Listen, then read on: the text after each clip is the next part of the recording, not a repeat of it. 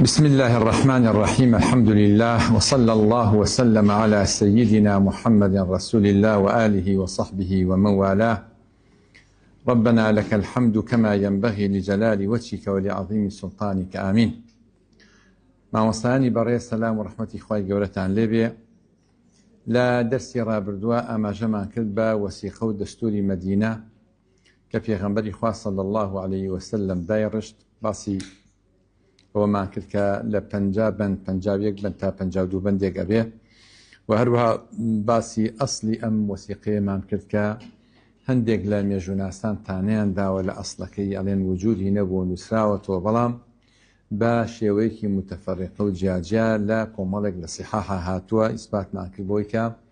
دستوري مدينة خسيبي غمري خواه صلى الله عليه وسلم أو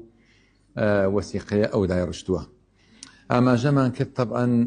بەوەی کە وتمان هەندێک لە برگەکانی شیەکەینەوە سێ بۆ چواردانەیەک وازانم دانەیەکمان دەست پێ کرد. هەندێکیان طبعاً برگەکانی دەستوری مەدینە کە کایەکی زۆر گرنگە و سێمین کاری پێغەمبەر صلی الله علیه و سلم یەکەم کاری مزگەوت بوو. ئەو جار برایەتی خستە نێوان موسڵمان ئەوس و خەزرەج و موسڵمانان بە شێوەیەکی گشتی مهاجرین و ئەنسار و هەمیان مهاجرین و ئەنسار کە ئەوس و خەزرەج پێشتر بڕیاری برایەتیەکەیان دابوو. وأم وثيقية طبعا خالي سيميان نسينوي وثيقي مدينة بو هندكيان لبرقكاني بيوستا با مسلمانان وأوسو خزرش هندكي بيوستا با جولكا وهندكي بيوستا با مشركين وچونك هندك لا أوسو خزرش هر ما بون كإيمانيان نينابو هر مشرك بون هندكيان منافق بون طبعا ناو كان لا حذيفي كريمان بارزراو و هەندێکی پەیوەستە بە کۆی گشتی دانیشتوانی مەدینەوە هەر هەمیان. لە مادەی یەکەمدا پێغەمبەری خوا صلی الله عليه وسلم ئەوەی کە گرنگ بوو چەمکی ئومەتی دیاری کرد کە سیستمی قەبەلی و تیرە و هۆز و دەمارگیری ئەو جۆرەشتانەی هەر هەموو لە گۆڕنا و هیچی نەهێشت تێگەشتێکی تازە بوو بۆ عەرەب چەمکی ئومەت کە پێغەمبەری خوا صلی الله عليه وسلم هێنابیەوە ئارەوە خالكي ترى أم أمتي جاكر دوا كفرمي أمة من دون الناس أم أمتي جاكر دولا أمتاني تروتي أما تايبد من دي خومان هي سروش من جواز لخلقي أم أمتا شناسي تايبد بخوي هي شوازي نشكردني شوازي جل بوشيني شوازي حلسو كوتي شوازي عقيتو همو بواركان شارستانتكي نوية زور جوازة لا خلقي كيتر ما دي كيتر كأما زور جرنجا بيغمري خوا صلى الله عليه وسلم آماجي بيكايك لبرجكان كأفرمي وأنه من تبعنا من يهود هركز ليهود شن نام كيشن أم وثيقية بكوي وأتلقى سيستمي شاري مدينة بروا فإن لهم النصرة أو إيما بشتوانيان ليكين واتأيان باريزين والأسوة وهروها أسوة يدين سريباس يكن كيكساني أجيني غير مظلومين ولا متناصر عليهم نابي هيش كسي استمع ليبكا لجولك هيش كسي خوي ببالا دز نزاني بسر أوانيا ما دام للشر كيفي وثيقي مدينة وبيغمبر صلى الله عليه وسلم. أما الديا كأفرمية هر كسي اليهود شن أم وثيقية بكيو بابن بيبم دستوروا بنەمایەکی زۆر گرنگە بۆ دامەزرانی چەمکی هاوڵاتی بوون و یەکسانی کە ئێمە هەمووان لە شوێنێکە لە وڵاتێکە هەر یەکە تایبەتمەندی خۆی هەیە بەڵام بەرامبەر بە یاسا هەر هەموومان یەکسانی کەسێ ستەم بکە تۆڵەی لێکرێتەوە کەسێک مەزلوم بێستەم لێکراو بێ و مافەکەی وەرەگیرێتەوە. ئەنجا کۆمەڵێک هاوڵاتی هەبوون ئەم هاوڵاتیانە هەر یەکە ئینتیمایەکی جیاوازیان هەبوو. پێغەمبەری خوا صلی الله عليه وسلم فەرمووی هەموومان یەکسانین بەرامبەر دەوڵەت و یاسا. لە وڵاتێکە مەسیحی هەیە و هەروەها جوولەکە هەیە سێمە لەم وڵاتیان مەسیحی تایە و هەروەها جوولەکەشی تایە هەتا ئێستا. لەم وڵاتەیە ئێمە ڕاستە موسڵمانی خۆمان بەڕاستە زانین بەس ئەمە وامان لێ ناکە مافی ئەوانی تر وەلا بنین مافی ئەوانی تر پێشێر بکەین زڵمیان لێ بکەین بیان چەوسێنینەوە ڕێگریان لێ بکەین لە ممارەسەی توقوسی خۆیان دینی خۆیان کەنیسەی خۆیان سەوامعی خۆیان زاکان زاناکانی خۆیان ڕێگریان لێ بکەین لەوەی کە کۆبوونەوە و دیداریان هەبێ پەرستشیان هەبێ ئێمە ئەویان لەگەڵان ناکەین کە پێغەمبەر صلی الله عليه وسلم دەفەرمێ من تبعنا من اليهود فإن لهم الأسوة واتە ئەوانش یەکسانن لەگەڵ ئێمەیە بۆیە ستەمیان لێ ناکەی ئوسواتە یەکسانی لە ئەرک و مابدا و پێغەمبەر صلی الله علیه و سلم ئیقراری ئەهلی کتابی کردووە لەسەر دین و پەرزگەکانی خۆیان إقراري كردووە جوولەکەیە و هەروەها مەسیحیەکانە هەر کەسێکەن پەرزگەی خۆیانیان هەیە شێوازی عیبادەتی خۆیانیان هەیە پێغەمبەری خوا صلی الله علیه و سلم بەو شێوەیە مامەڵی لەگەڵا تەنها کە باسی ئاگر پەرستەکانیان کردووە کە فەرمێتی چۆن لەگەڵ ئەهلی کتابە مامەڵاکەن لەگەڵ ئەوانیشان مامەڵە بکەن یعنی سێمە سبەی ڕۆژ بۆ نمونە قەواریەکی ئیسلامی تەواو دامەزرێ لە عێراق یاخود لە هەرێمی کوردستان ئەم وڵاتە کاکەیی تایە ئەم وڵاتە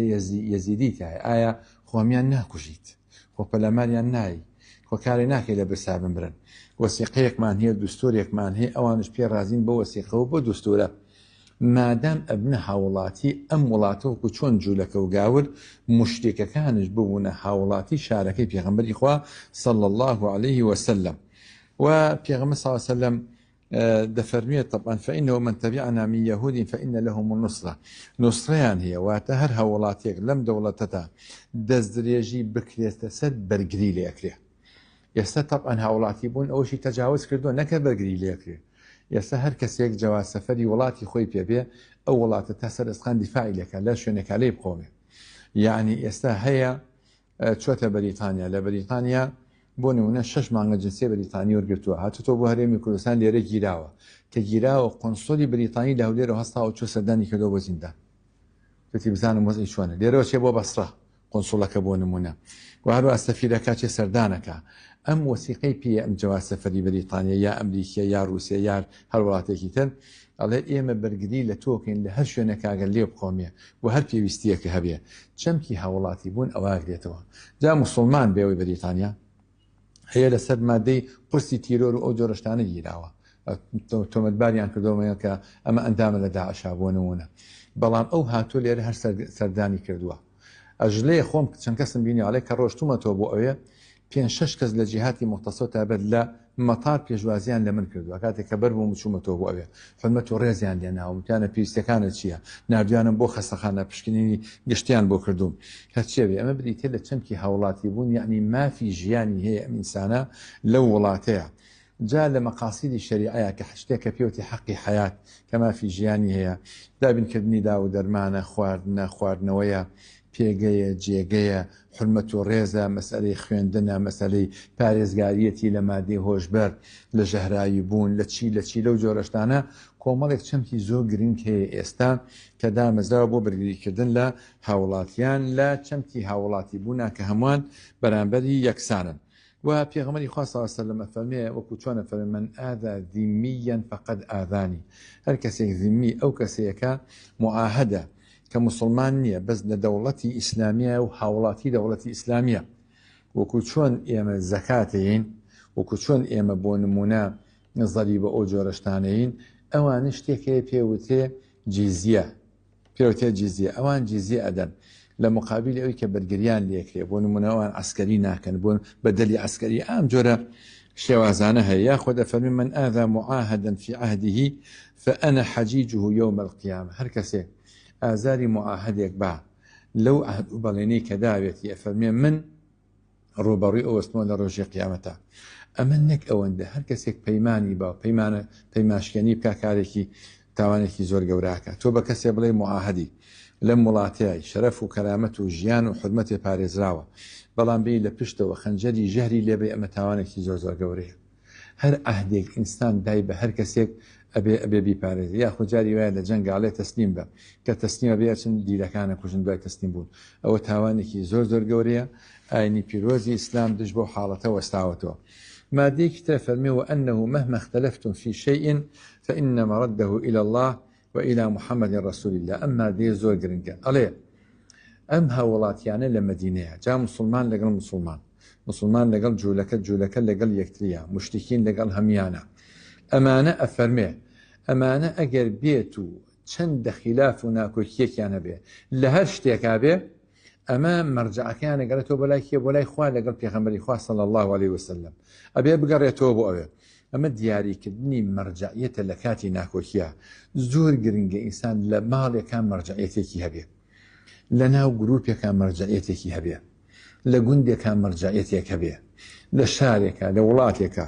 مەرجعیەتێکی هەبێ سە بەداخەوە ئێمە ئەهلی سوننە لەم حاڵەتەیە زۆر لاوازی مەرجعیەتەکانمان لاوازە، خلافمان هەیە، ناکۆکیمان هەیە، هەر یەکە بە ئاراستەیەکە بە شێکە کە دوعاکەین خۆی پەروەردگار لەو قەیرانە ڕزگارمان بکە. بنەماڵی وا هەیە پاشاگەردانیە لە ناو بنەماڵەکە بۆ مەرجعیەتێکیان نییە، براگەورەیەکیان نییە، ڕیسپێکیان نییە، یا دایکێکی وایان نییە کە بەسەدەم بتوانێت کۆنتترۆلیان بکە، سەیترە بکە بەسەریانە. لە هەر شوێنێکە ئینسان کە وجودی هەبوو ئەبێ مەرجعیەتێکیە بێ بگەڕێنەوە بۆ لای ئەو ئینسانە، حتا تەنانەت و تویانە یعنی شتێک ڕێوایەتەکەن قەولێکە ئەسەرێکە ئەڵێ ئیذا نەزەلتە ببەلەدین لەیسە فیه سوڵتان فەرحل عنه، ئەگەر چیتە وڵاتێکەوە دەسەڵاتدارێک و یاسایەکی تانە بڕۆ بەجێ بێڵە. دەستەبوونی دەسەڵاتدارێکی ستەمکار باشتر لە بوونی دەسەڵات. بوونی دەسەڵاتدارێکی ستەمکار باشتە وەکو چۆن لە ماڵە بوونی پیاوێک یا مەرجعێکی ستەمکارش بێ ببێ، لاواز بێ ئەگەر ببێ، ئەگەر هەر نەبێ کێشێ هەر یەکە ڕۆکاتە شوێن و پاشاگەردانی و جۆرێک لە ناڕەحەتی ڕوئەیە. ئەمە دیاریکردنی مەرجعیەتە لە کاتی ناکۆکیە کە پێغەمبەری خوا صلی الله علیه و سلم فەرمێ ئەهلی مەدینە هەر ناکۆکیێکیان هەبێ مەرجعیەتیان ئەگەرێتەوە بە لای کێ؟ مەڕەدەکان ئەگەرێتەوە بە لای خوا لەگەڵ پێغەمبەری خوا صلی الله علیه و سلم. ئەگەر هەر ناکۆکیە کەوتە نێوان موسڵمان و جوولەکە یا ئەوس و خەزرەج یا مشریک و جوولەکە مەرجعیەتەکە بۆ لای خوایە لەگەڵ پێغەمبەری خوا صلی الله علیه و سلم. هەر دەوڵەتێک سێ دەسەڵاتی تایە هەمووان نەزانین.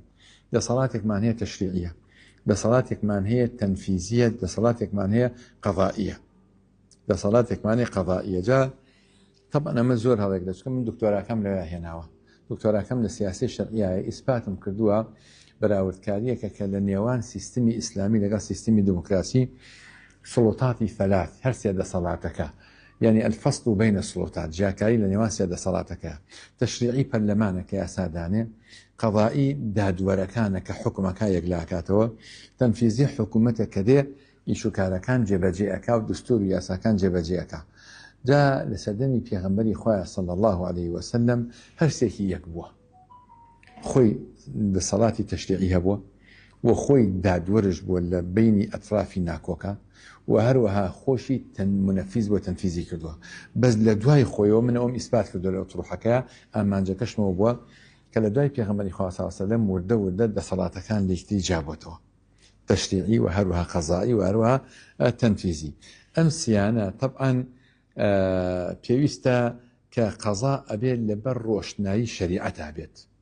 قەزا ئەبێت لەبەر ڕۆشنایی شەریعەتا بێت. ئەم یاسایەمان هەیە ئەنجا دادگا و قازی حکومەکانی یەکلاکاتەوە. بۆیە ئەمە هەمووی پێغەمبەری خوا بووە صلی الله علیه و سلم. هەر سێ دەسەڵاتەکە لە مفهومی ئەو مەرجعیەتەوە وەرەگیرێ. خوا لەگەڵ پێغەمبەری خوا صلی الله علیه و سلم هەر سێ دەسەڵاتەکە بێت لەو مەرجعیەتەوە بگرێ، هیچی پێچەوان نەبێت لەگەڵ یاساکان کە ئەو دوو مەرجعیەتە خوا لەگەڵ پێغەمبەری خوا صلی الله علیه و سلم دەریان کردووە. لە کاتی ناکۆکی نێوان موسڵمان و جوولەکەیەک جوولەکە پابەندە بۆی بگەڕێتەوە بەلای پێغەمبەری خوا صلی الله علیه و سلم، پابەندە بۆی بگەڕێتەوە بەلای پێغەمبەری خوا صلی الله علیه و سلم. بەڵام ئەگەر ناکۆکی نێوان جوولەکە خۆیان بێت طبعا جوولەکە و موسڵمان بێ بگەڕێتەوە بەلای پێغەمبەر صلی الله علیه و سلم، بەڵام ناکۆکیەکە لە نێوان جوولەکە خۆیان هەبێ دوو پسەپش کراون، دوو بژاردیان بۆ هەیە. بژاردەی یەکەم ئەوەی کە بێن بۆ لای پێغەمبەری خوا صلی الله علیه و سلم ئەو حکم با لە بینیانە کە هەندێکیان وایان نەکرد. بژاردەی دووەم ئەوەی کە بچن بۆ لای ئەحباری خۆیان، ناکۆکیەکە لە بینی خۆیان یەکلای بکەنەوە. بۆیە بە ئەهلی ذیممە دەڵێن ئێوە سەرپشکن لە نێوان حکمی نێوان خۆتان کاتی ناکۆکی یا حکمی ئیسلام. ئەهلی ذیممە هەیە لە وڵاتەیە، جوولەکە هەیە، مەسیحیە، کاتێک خلافێکیان دەبێ کاکە بۆ بە دینی خۆتان بە یاسا و ڕێسای خۆتان بۆ نمونە یەکلای بکەنەوە ئەو شتانەی کە پەیوەستە بەوەوە. ئێستا بۆ نمونە و یاسایەکی گشتگیرمان هەیە پێچەوانەی یاسای مرور بجوڵێتەوە یا کەسێ بکوژێ لە دینی خۆیانە بڵێ ناکوژدێتەوە یا لە دینی خۆیان نابێ و کەسەی پێچوانە یاسای مرورە باش تیوانە ئەو شتانەی کە ناکۆکی بینی خۆیانە ڕۆژانە کە ڕوئەیە. بەڵگەمان چییە بۆەوەی کە پێغەمبەری خۆی پەروەردگار ڕێگەیدا و پێغەمبەر صلی الله علیه و سلم یا حکم کە لە بینی دوو جوولەکە یا پێغەمبەر صلی الله علیه و سلم بۆیان یەکلا بکاتەوە یا خۆیان بچن لە بینی خۆیان یەکلا بکاتەوە. خۆی گەورە فەرمێ سەماعون للکەذب أكالون للسحت فإن جاءوك فاحكم بينهم. أجر هات من بلاد أي محمد صلى الله عليه وسلم حكمك يقلاب كرون لنيواننا أو أعرض عنهم ياخذ با برون وإن تعرض عنهم فلن يضروك شيئا. ئەگە تۆ حکومەکەیان بۆ یەکدانەکەیتەوە ئەوە ناتوان زیان بە تۆ بگەن وئین حەکەمتە فەحکم بەینەهم بالقسط کاتێک کە حکمژەکەی لە بینیانە با بە دادگەری بێ ئین الله يحب المقسطین خۆی پروردگار ئەهلی داد و دادگەرانی خۆشەوێ جوولەکە ئەیانزانی پێغەمبەری خوا صلی الله علیه و سلم دادپەروەرە بۆیە هەندێکیان ڕاستەوخۆ ئەهاتنە خزمەتی پێغەمبەری خوا صلی الله علیه و سلم ڕووداوێکی مەشهور هەیە هەمووان ئەزانن کە لە مەدینە جوولەکە سێ بەش بوون بنو قريظەمان هەبوو بنو نەظیرمان هەبوو بنو قەینوقاعمان هەبوو ئەم سێ تیرەیە بوو کە هەمیان جوولەکە بوون بنو نەظیر عیزەتیان زیاتر بوو شکۆمەندیان زیاتر بوو واتە هێزیان زیاتر بوو ئەندامەکانیان زیاتر بوو بۆیە لەگەڵ بنو نەظیر لەگەڵ بنو قورێظە کە دراوسێ بوون گەڕەکانیان بەتەنیشتی یەکەوە بوو لەو کاتانەیە شت ڕوویاوە شەڕ بۆ کێشە بۆ بەدیاوە بەسەر کەسێکا کوشتێتی خەنجەرێ چەقۆیکیاوە لە کەسێک کوشتێتی و ئەوسانە هەر ڕوویاوە لە سەرەتای مرۆڤایەتیەوە بۆیە ئەگەر بنو قورێظە لە بنو نەظیری بکوشتایە بنو نەظیر ئەوی ئێمە خوێنی دوو پیامان لە ئێوە ئەوێت بەس ئەگەر ئەمان لە بنو قورێظەیان بکوشتایە خوێنی یەک پیاوانەیە ئەمەش تەبەن زۆر قورس بوو بۆ سەر بنو قورێظە بۆیە بنو قورێظە هاتن بۆ لای پێغەمبەری خوا صلی الله علیه و سلم وتیان یا رسول الله بنو نەظیر زوڵممان لێکا ساڵە هەروە هاتووە ئەگەر ئێمە یەکێک لەوان بکوژین دوو خوێنیان لێمانێ 200 بزانە چەندی کردووە بە دینی خۆیان و کاتە و هەروە ئەگەر بەڵام ئەوان لە ئێمە بکوژن یەک خوێنمان ئەدەنێ پێغەمبەری خوا صلی الله عليه وسلم حكمكي بطال كردنوا لو كانت هي آيات دابزي وكتبنا عليهم فيها أن النفس بالنفس نفسك بنفسك كسي كجدتا ها خويا كجدته والعين بين عين تشاو بتشاو والأنف بالأنف والود بلود والأذن بالأذن والسن بالسن والجروح قصاص جروح قصاصي هي أو اشتكي هيك لجاتي أدية طبعا هو تفصيلي هي لقانون جنائي وتشريع جنائي إسلامية ما ديكي تربية غمري خاصة فرمي فإن يثرب حرام جوفها لأهل هذه الصحيفة يعني يثرب أفرمي حرام جوفها حرام لسنوري يثربها كسيك دار ببره حرام لسنوري يثربها مدينة كسيك راوبكا سيري كبير غمري خوا صلى الله عليه وسلم تبيرو كيكي بولو كاتيا بو أويك خلق ژینگە پیس نەکا دژ بە ژینگە تاوان ئەنجام نەدا ئیتۆ باڵندەیەکە بۆی کوژی لەو شوێنەیە ئاژەڵێکە بۆی کوژی لەو شوێنەیە بۆیە ئەوانەی حرام کرد کە ئەو گوتێ حرەم تەبەن حرەم یەکسەر کەوتێ حرەم یەکسەر ئێمە مێشمان بۆ کوێچێ بۆ لای مەکاچی حرەی مەکی بەڵام لە ڕاستیە حرەم مەکا دێتەوە هەروەها مەدینەش ئەگرێتەوە لە فقه هاتووە کە حرامە مرۆڤ دەستدرێژی بکاتە سەر حرەم بەڕاوکردنی ئاژەڵ بێ و بإحرام وبي ياخذ ببي إحرام وبي يا مثلا لكاتي لهر موسم يكابه حرام بيقومان كا إنسان دز دجيب كات سر أجلان ودار درختي أوشينا دو جور جنايات مانية دو جور تاوان مانية تاواني كان أويكا لسر بجناتك لسر إحرامه جناتك لسر حرامه هر كي إحرام اللي بركض إنسان نابي رابكا جابوا عمرو بيه ياخذ بو حجب ياخذ بور بيوسيكي تبيت كده بيتها جنايات وتاوان لسر إحرام كم إحرامه وبس تو داخل حرام يقبوي قناها وتاوانته بإحرامه دزديشي كده سر عرض ياخذ أجل ياخذ دارو دختو أو جورشتانا بلام لحنا وحرما يعني توقع إحرام ما لبرابي لدرو حرام جنابي إما رابكي بلام لنا وحرما لما كيان مدينة ببي إحرامش إحرامش ما لبرانا به هرنابه كوا الراب كانوا درخ ببرينو هالي بيشين أما ديا بيغمبري خواه صلى الله عليه وسلم بالرياليا وهروا فرمي فإن يثرب جوفها حرام لأهل هذه الصحيفة حرام كدز ليجيب كده سروشتانا بيغمبري صلى الله عليه وسلم سنوري حرامي دياري كردوا قرآن من تكاب سر أهل مكة وأفرمي أولم يروا أنا جعلنا حرما آمنا وكل عنكبوتات ويتخطف الناس من حولهم أفبالباطل يؤمنون وبنعمة الله يكفرون بس يوم البكاء إمام قرطبي فرمي حرم مكة حرم بريتيا لمكة كواتا ناو شاري مكة هموي تشيا هموي حرمة بإحرام وبإحرام راو كردن تيايا حرامة وبريني دارو درختش تيايا حرامة كاتب يغمري خاصة أصلا شوني ومدينة فمن مدينة حرم من كذا إلى كذا مدينة حرمة يعني دزدريجي كردن تيايا حرامة ليو بو أبي لو شنبو أو شنب فرمي لا يقطع شجرها ولا يحدث فيها حدث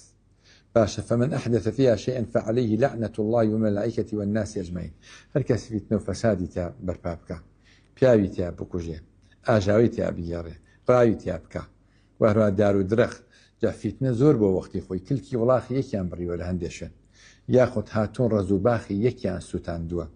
ئاگریان ناوە بە جۆگەنمی یەکتریەوە ئەم جۆرەشتانە خۆ لە وڵاتی خۆشمانە جاری وا هەیە لە گوندەکانە بووە ناحەز بوون بێت و ئەوانیان کرد بە یەکتی ئەوانیان کردووە پاشان پێغەمبەر صلی الله علیه و سلم هەندێک لە هاوڵانی نارد بۆ دیاریکردنی سنووری مەدینە لە ڕۆژهەڵات و ڕۆژ ئاواوە شتێک وەکو پەرچەم و ئاڵایەک وا بوو چەقانیان گوتیان ئەمە سنووری مەدینەی پێغەمبەرە صلی الله علیه و سلم و شارە پیرۆزە کان دێ نیشانەیان دانا لە ڕۆژهەڵات و ڕۆژ ئاواوە لە باکوورەوە شاخی ثەور هەبوو لە باکوورەوە و لە باشوورەوە شاخی عیر هەبوو ئەم دوو شاخەش وتیان سنووری مەدینەیە لە باکوور و باشوورەوە لە ڕۆژهەڵات و ڕۆژ ئاواشەوە پەرچەمەکانیان دیاری کرد ئەمە سنووری حەرەی مەدەنی بۆ ڕاوکردن و درەختبڕین تایە حرام بووی مادەیەکی تر کە لە دستورەکەیە هاتوو جەسەری کە پێغەمبەری خوا صلی الله علیه و سلم چەند بە وردی ئەم یاسایانی داناوە هەمووی لە بەرژەوەندی ژیان و ئاشتەوایی و پاشان ژینگە پارێزی و دەستدرێژی نەکردن سەر یەک و دەستەبەرکردنی ژیانێکی پەر لە بەختەوەری و بۆ یەکتری مادەیەکی تر آخر مادەی چوارەم فەرمی للمسلمینە دینهم ولليهود دینهم مسلمانان دینی خۆیان هەیە و جوولەکە واتە یەهود دینی خۆیان هەیە ئەم چەمکە زۆر مهمە کە ئێمە بەرپاکەین لە ژیانی خۆمانە ئەمە بریتیە لە یەکسانی دینداری و دادگەری لە مامەڵەکردندا ئەمە بریتێ لە چەمکی دامەزراندنی و بەهێزکردنی بواری ئازادی و هەروەها عەدالەت لە ئیسلامە چەمکێکی ڕەهایە مامۆستانی بەڕێز عەدالەت لە ئیسلامە چەمکێکی ڕەهایە واتە ڕێژەیی نییە واتە ناکرێ بڵێ من دادگەرە بم لەگەڵ کوڕەکەم بەڵام لەگەڵ دراوسێکەکەم دادگەر نابم نابێت دادگەری ئەبێت لە هەموو بوارێکە لەبەرەوە ئەگەر دقت بگرین خوای پەروەردگار هەموو ناوەکانی خۆی زۆرینی هەرە زۆی ناوەکانی خۆی ئیشتیقا کردو مشتەق کردو بۆ نمونە ڕەحیم لە ڕەحمەتەوەیە ڕەحمان لە ڕەحمەتەوەیە مومید لە مەوتەوەیە بەڵام لە کاتی عەدل و دادگەریە خۆی پەروەردگار چاوگەکەی هێناوە ئیشتیقاقی نەکردووە یەکسەر چاوگ و مەزدەرەکەی هێناوە کردوتی بە ناوی خۆی هو العەدل وانە یعنی خۆی پەروەردگار دادگەری ڕەهایی ئەوێت بە ڕەهایی خۆی پەروەردگار دادگەرە ونضع الموازين القسط ليوم القيامة فلا تظلم نفس شيئا وإن تكن مثقال حبة من خردل أتينا بها وكفى بنا حاسبين هندي مثقال ذريك والنابي لأخوي پروردگار يردون خاون دارا والله كلمة قسيك والله خربيك كبدلادي والله جاري واهي بچاو داگرتني خيسة كردنيك بكم داناني كسيك هموي لا أخوي پروردگار وساوه و هەروەها لە دنیاشە خۆی پەروەردگار تۆڵە وەرەگرێتەوە ئەگەر بە خەم و خەفەتکردنە دڵی ئەو ئینسانە خۆیە بێ خوای پەروەردگار دادگەری ڕەهایە بۆیە پێغەمبەری خوا صلی الله علیه وسلم جارێکیان یەکێک لە جاریەکان مخالفەیەکی کرد ئیشەکەی وەک پێوی جێبەجێ نەکرد پێغەمبەری خوا صلی الله علیه وسلم فەرمی والله لولا خشية القود لأوجعتك بهذا السواك والله ئەگەر ترسی تۆڵەی خوای نەبێ لە قیامەتە ئابەم سیواکە لێ مەدای ئازارێک مەدای لێدانەکەی پێغەمبەر ساسم بەچی بۆ بە سیوا بەڵام لەوە ترساوە یەقینی هەیە لەوەی کە خۆی پەروەردگار ڕۆژی قیامەت محکەمەکەی خۆی بەرپا ئەکا و تۆڵا ئەکاتەوە یعنی جارێکیان طبعا ئاەتێک دابەزی ثم إنكم يوم القيامة عند ربكم تختصمون زبيري كوري أوامتي يا رسول الله دادگەریەکان دووبارە بێتەوە خصومات ئەتوکەڕەر و خصومات و یوم القیامە فەرمی ئەی چۆن دووبارە نابێتەوە دووبارە بێتەوانێ هەتا فەرمی هەتا وای لێیە عەدالەت ئەچەسپێ خۆی پەروەردگار تۆڵا کاتەوە لە شاخێکی شاخدار لە ئاژەڵێکی شاخدار کە ستەمی لە ئاژەڵێکی بێشاخ کردووە جا ئینسان زۆر بە حەزابێ ئینسان زۆر بە ئاگابێ بەتابەت لەو کاتانەیە کە ئینسان ستەمەکە ستەم هەر پارە نییە ستەم هەر کوشتن نییە ستەم هەر بریندارکردن نییە ستەم زۆر شتە زۆر کەسێ مامۆستانی بەڕێز هونەری عەجیب ئەنوێنێ لە جۆرەتی ستەمکردنا لە براکەی خۆی لە خوشتەکەی خۆی لە خەڵکانێک تاوانی زۆر گەورە ئەنجام ئەدا ئەم ستەمانە پێویستەکەوە ڕابگیرێ جارێکیان ئەگەڕنەوە لە مێژووە پیرەژنێک چوو بۆ کۆخێتێکی بچووکی هەبوو لە پاڵ ئاوی دیجلەیە. ئەم کۆخێتەیە ژیا بە ڕۆژاچوو بزانە داماوی کردو کە ساسی کردو پارێکی پیا کردو بە شەو هاتۆتەوانێ لە ماڵەکەی خۆیان لە کۆخێتەکەی خۆی کە بزانە بە تەنەکە بووە بەچی بووە بەدار بووە دروستی کردووە بەدار دارخورما ئەو جۆرەشتانە کە هاتۆتەوە کاتێک کە سێری کردووە کۆخێتەکەی نەماوە پیاوەکانی کیسرا لایەندا و فریان ناوەتە ئاوەکەوە و هەروەها ئەمیش بێماڵ و حاڵ بۆ تۆ کۆشتێکیان دەیا دروست کردووە ئەوش هیچ ناڵێ بەسە بەرزەکاتەوە بۆ ئەسماڵی خوایە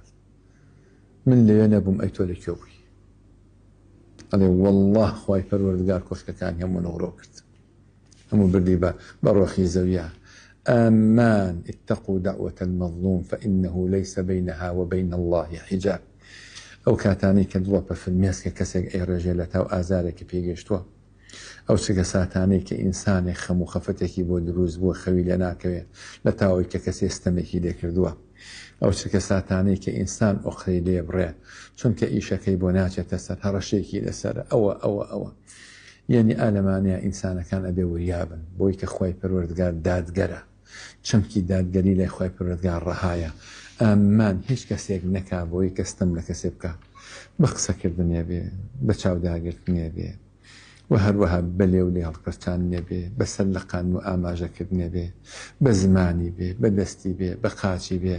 بە فیتنەی یەک بێ کە ئینسان ئاشوو بێ گۆ بەنێ بۆ کەسێکی بنێتەوە ئەمانە هەر هەمووکەی ستەمەوە چێتە خانەی ستەمەوە لە دادگەری خوای پەروەردگار دەربازی نابێت هیچ کام لەم شتانە بۆیە لە ئێمە لە ئیسلام ئاڵێ العدل قیمة مطلقة بەهایەکی ڕەهایە عدالة لا إسلام خوي قالوا القرآن فرمي يا أيها الذين آمنوا كونوا قوامين بالقسط شهداء لله ولو على أنفسكم أو الوالدين أو الأقربون فرمي داد قربن داد قريب برباب كان شاهد بن إيوه بسر خودي خوتانو جاهي واهي سبحان الله شاهدين هيا زوج جارشتي آوان بينيو كسي قسيكي كدو ليك ما فلانا كس فلانا كس أقسينك وتي على آقام لينبو آقاش ليبو علي والله يستوم من أو أنك بخوي جوراه فرمي على ولو شهداء لله ولو على أنفسكم شاتبا أجل لدجي خوتان أو الوالدين والأقربين تنانا خذ مكسي خوتان تنانا دايكو باوك كإنسان لخواب قريتو دايكو باوك شاتي كانت أمان نكن لبرو دايكو باوك تانا بلين والله تاوانك إنجام ندا إن يكن غنيا أو فقيرا جاءوك سيك شاتي لدجي أجل هجار بي ياخذ دولة من بين نكن بو هجا بو دجي دولة منك شاتي نين ودجي هجارك شاتبا أو تاوانك زور قوريا جاء فالله أولى بهما فلا تتبعوا الهوى شن هو سؤال كان نكون خوال بيشتراه بويك بجوي بكن مراعاتي بكن أن تعدلوا وإن تلووا أو تعرضوا فإن الله كان بما تعملون خبيرا خوي پروردگار بآقايا لمن كتشيل الدرو درون معناها يا الآية كتاب فرمي يا أيها الذين آمنوا كونوا قوامين لله شهداء بالقسط لما إذا فمن جاء فرمي ولا يجرمنكم شنآن قوم على أن لا تعدلوا اعدلوا هو أقرب للتقوى والله ما وساني بريس خوي التي خلق إنسان شيء عبادته يا أيها الناس اعبدوا ربكم الذي خلقكم والذين من قبلكم لعلكم وما خلقت الجن والإنس إلا ليعبدون خوي قول الإنسان يبقى عبادة خلقان دوا أي عبادتي بوشي دروس كردوا التي عبادتي عبادة سوديشية يا أيها الناس اعبدوا ربكم الذي خلقكم والذين من قبلكم لعلكم تتقون بوي تقوى معنا به فارس كاري معنا به أي تقوى علتك إيشية بوشي متقبين اعدلوا هو أقرب للتقوى بوي عادل بين بوي لم قردونها عادل بين بوي كستمنك إن لخوما للمالم نالما للخيزاننا أفرتانا لميردكانيان استمنكن لدراوسيك لخزمك سكاريك استمنكن لبيد صلاتك لهيش كسيك إنسان استمنك بهمو جوركاني استم جبريل عليه السلام دا أبازيه لآسمانه بوشي بو أوي بيب برقري ليهوديك لسورة أنفال ولا تكن للخائنين خصيمة تقريبا نزيكي دوانزا آيات لا برونيك دا أبازيه للقرآن بوي برقري ليهوديك دو كسكا مسلمان بون يقداني مسلمان بون چون آديان دزي لا بعض خانة مالك کە دزییان کە ئادەکان دزی ئەوە ڕۆشتبوون بە جۆرە ئادەکانێکی لێ ڕژا بوو چوو بۆ لای ماڵی یەهودیەکە بۆی ئەو تاوانبار بێت. ئیتر ئەو تاوانبارەکە ئاەتەکان دابەزی لە ئاسمانەوە بۆی بەرگری لەو یەهودیە بکە. چ عەدالەتێکە، چ جوانیەکە، چ پاکیەکە. ئەم دینە شیاوی ئەوەیە کە ئینسان شوێنی بکەوێت. هەر کاتێک ئەم چەمکە ئەم مەفهومە گەڕایەوە بۆ ناخ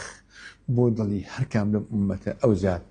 جیل و نەوەی بێوێنەی سەردەمی پێغەمبەری خوا صلی الله علیه وسلم دامەزرێتەوە. پێغەمبەر صلی الله علیه وسلم چەمکی ئومەتی دیاری کرد.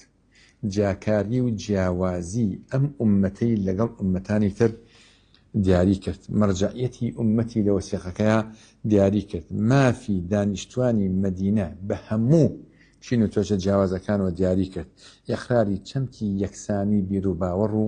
هاوڵاتی بوونی هەمووانی بەرامبەر بە یاسا کرد و هەروەها بەرپاکردنی عەدالەتی ئیقرار کرد و چەسپاند و تەرسیخی کرد بۆ ئەوەی کە کۆمەڵگەیەک دامەزرێنێ ئەو کۆمەڵگەیە بێ کە خۆی پەروەردگار ئێوێ ئەوش بریتە لە چەمکی دادگەری. وصلى الله على سيدنا محمد وعلى آله وصحبه وأمته أجمعين.